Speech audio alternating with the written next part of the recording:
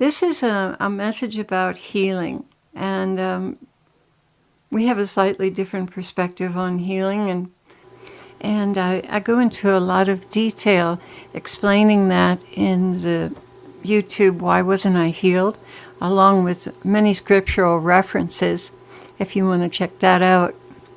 I have a dear friend who is struggling right now to understand the Lord's will for healing. As I was thinking about her and praying for her, the Lord began to speak to me. Tell her from me that she can take back the gift of her entire will and being that she gave me, and then be prayed for to recover. But until she does that, I will take her at her word. The yielding up of a soul's health is one of the most treasured gifts they can give me. I receive it with extreme tenderness and devotion, knowing well the price of such a gift. Yes, knowing well.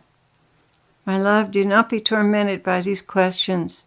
Do not allow your mind to be clouded because others do not possess this truth from the Gospels. Did I veil the cross in secret meanings only for a few? No, I launched it up into the sky for all to see, and then I mandated that those who love me should follow after me, being willing to surrender their entire lives and the happiness this world can give them for me. In return is the honor to labor with me for souls. And here I'm just citing Colossians 1:24. Now I rejoice in what I am suffering for you, and I fill up my flesh what is still lacking in regard to Christ's afflictions for the sake of his body, which is the church. This is not an honor bestowed on anyone, he continues. These souls are carefully chosen by me because of their sincere love for me and for humanity.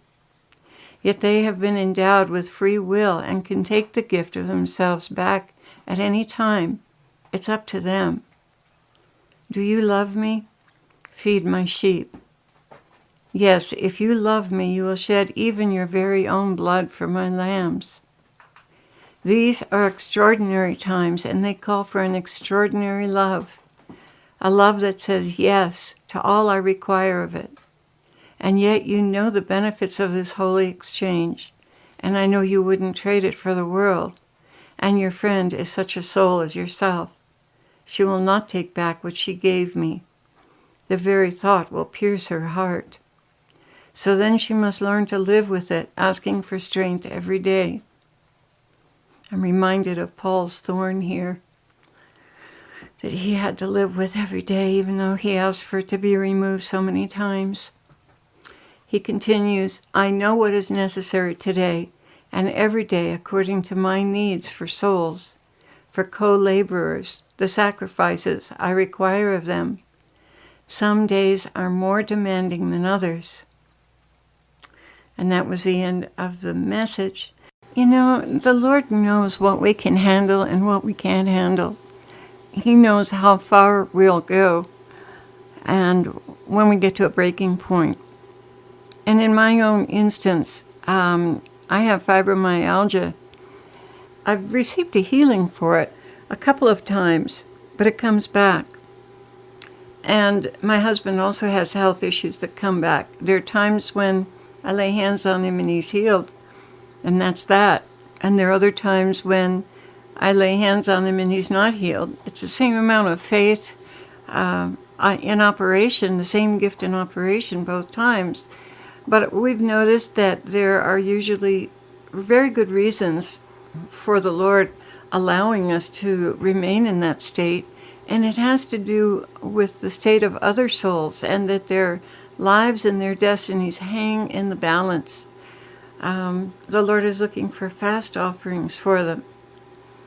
And, you know, it's their destiny that hangs in the balance, and it's our discomfort for a few hours. It's an exchange. And the Lord doesn't waste any suffering that we go through, anything that we suffer. He uses as a fast offering for souls because we've given our lives to him.